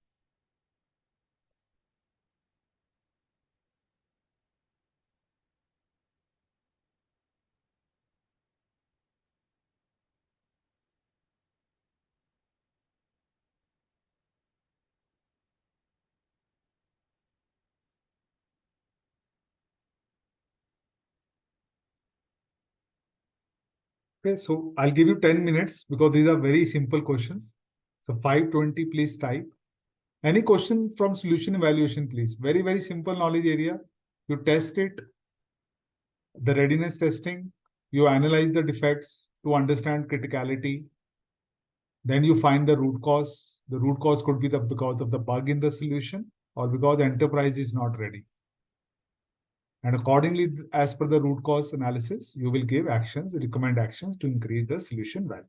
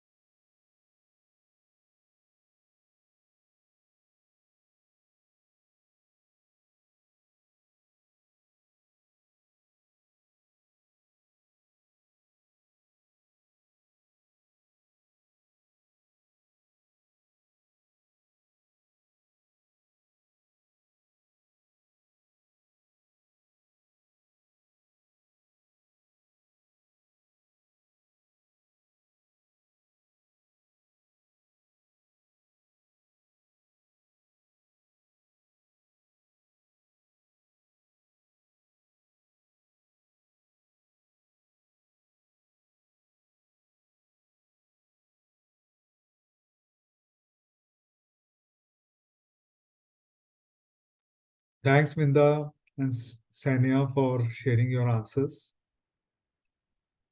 Janakiram as well, thank you. Others as well, please share your answers.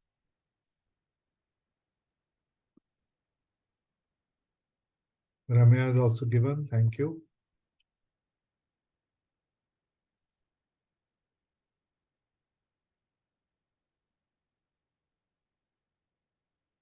So we have got it from almost everybody.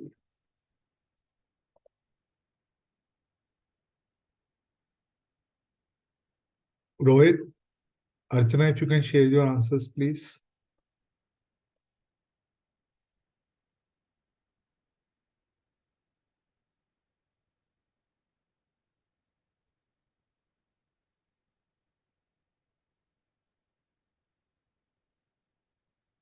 Rohit and Archana, are you there?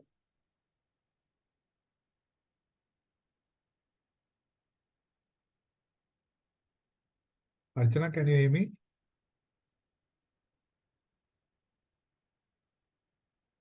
Type, maybe some issues.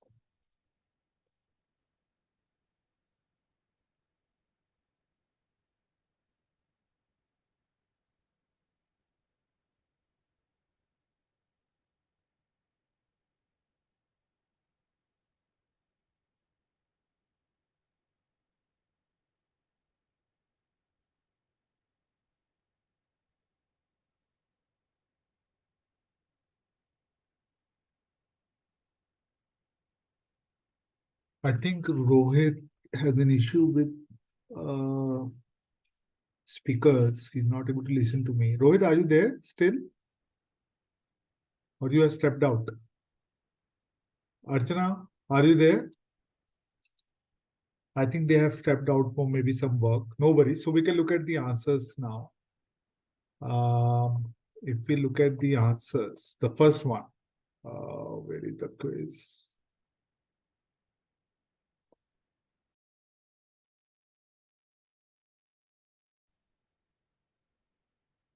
Okay. Yeah. The first one is measure solution performance, include defining. Thank you, Archana, for your answers. Measure solution performance, include defining both test cases as well as executing test cases. This is true. So in measure solution performance, so what you do is you actually define test cases also, if you go back, right? And you then execute those test cases as well. So in measure, so as a BA, what I want to convey to you is you have to write test cases also. And when you write test cases, you basically you write it for UAT, you write it for QA people as well. Sometimes if QA people are not comfortable in writing test cases, you write test cases even for live proving and pilot testing also. So as a BA, you have to write test cases also. There is a lot of misconception that BA does not write test cases. BA do write test cases as well. And as per their test cases, they measure the solution performance or do the testing. Okay? So which is true. Analyze performance measure tasks include identifying severity of defects, which is true. Right? So you define the severity of the defects, which is true. Or criticality, all words remain same, or the impact of the defects. So which is true. The purpose of recommend action to increase solution value is to recommend course of action considering solution and enterprise limitation, which is true. So the first three are true. Okay. Fourth one, assess solution limitation task involve external factor, false. Enterprise is external factor. So this is false. Assess enterprise limitation task involves identifying internal factors, false. Internal factors is solution limitation. Internal factor means the bug in the solution. Okay, so that is solution limitation. So the first three is true, last two are false. Any question, please?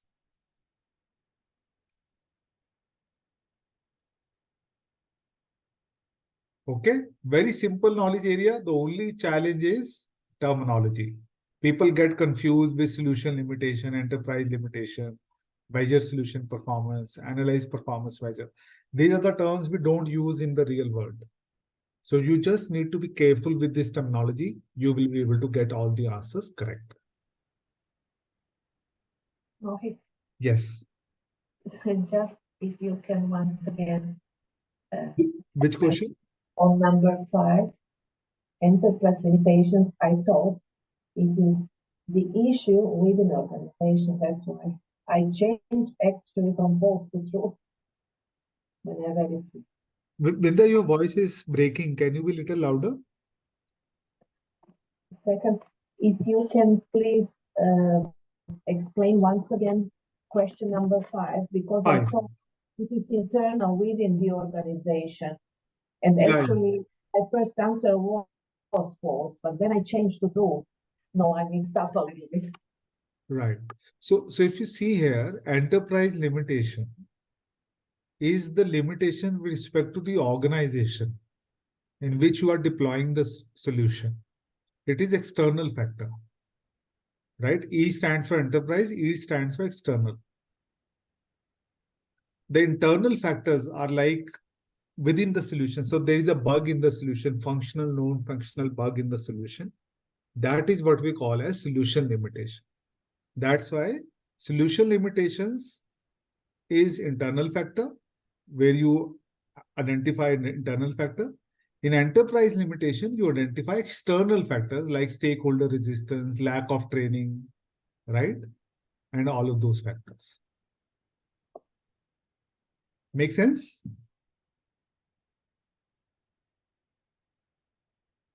So enterprise limitations are limitations of the organization. Let's say people do not understand English. It's not a solution limitation. It is an enterprise limitation. So you have to figure it out how you tackle this situation. Similarly, solution limitation could be a bug in the solution, functional or non-functional bug or defect.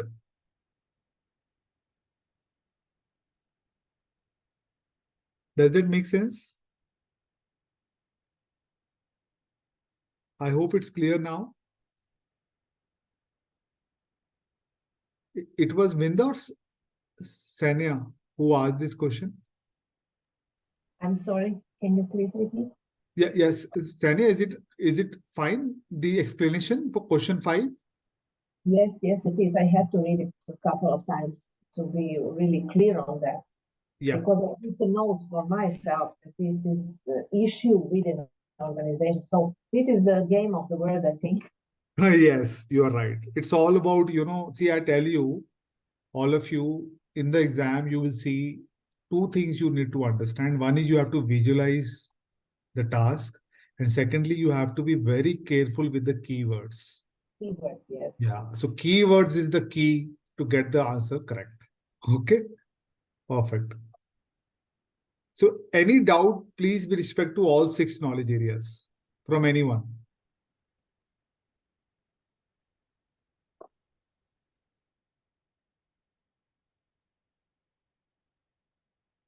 Okay, I'll take it as no. So what we'll do is tomorrow we will have the quiz, right, for all the 6 knowledge area. Very simple 50 questions. And the idea here is not to see whether you are, whether you have understood or you are ready for the exam. It's just to make sure that you understand what is the expectation from examination point of view, to give you a little bit of that experience. So it will take roughly around 1.5 hours for you to complete the quiz. You will get to know your score immediately. As soon as you submit the last button, the last quiz, the last question, you will get the score. I hope all of you get more than 50%, which is 25 out of 50. And also I will explain you how to complete your application for CBAP. And then you can complete your application offline, which will again take around 1.5 hours. Okay. So tomorrow, a lot of work required from your point of view. So make sure you come with your laptop and you are able to attempt the quiz, and also you are able to complete your application offline. Okay, folks. So see you tomorrow. I hope you enjoyed today's session. It was very simple knowledge areas that we covered. And tomorrow, let's have the interesting quiz on all the 6 knowledge areas. Mohit, Yes. just a brief question. Did you give any explanation on this application? Yes, you will get a certificate from the learning deck, Senia, for Okay. this one. Thank you. Okay. Thank you, Senia. Thank you all. We'll see you tomorrow for the interesting quiz and the application overview. Thank you. Yeah. Thank you. Thanks, Ramya. Thanks, Archana. Thank you, Mohan.